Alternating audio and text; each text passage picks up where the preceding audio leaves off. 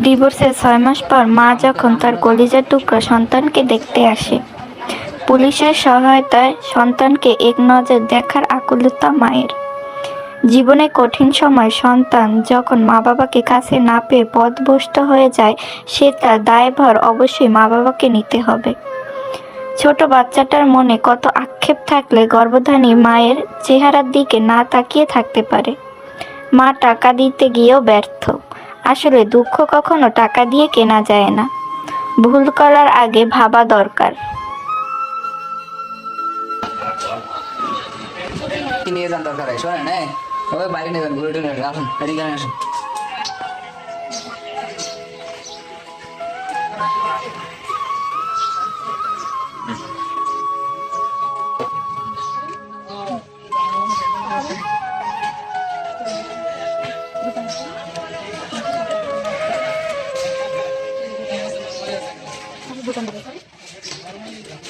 আসলে আমার সাথে যাবা না?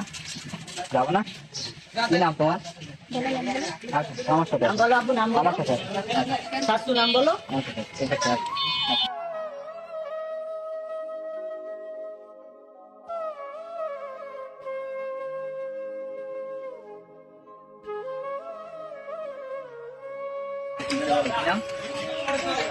আমি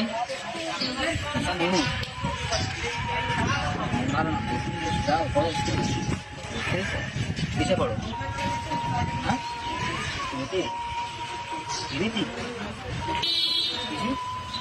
শিশু আমার কথা কথা বলে না, ফোন দেয় না,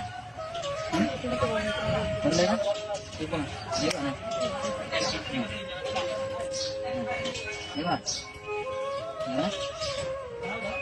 আমি আসে না, ফোন নেয় না। যাও বেড়া আসো, বাড়ি যাও, তুমি যাবো না কেন?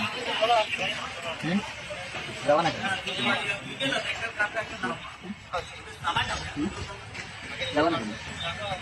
কেন যাবো না কেন? মজা করে বাবা করে, বাবা দেখো করে, দাঁড়িয়ে বের করে, দাদা আছে, যাও না কেমন না?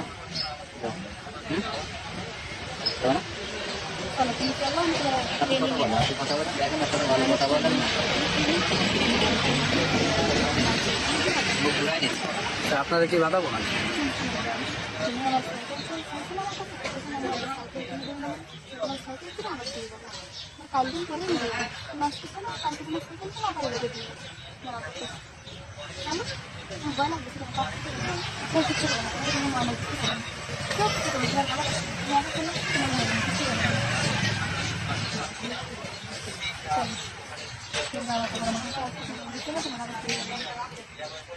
চলো চলো যাও ঘুরে আসো।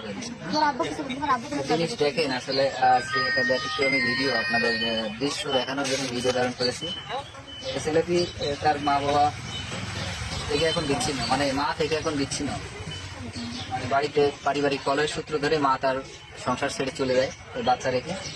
পরবর্তীতে হয়তো বিভিন্ন সময় যোগাযোগ করছে, কথা বলছে, ফোনে টোনে কথা বলছে, কিন্তু 6 মাসের ভিতরে, কতদিন পরে আসছেন এখন?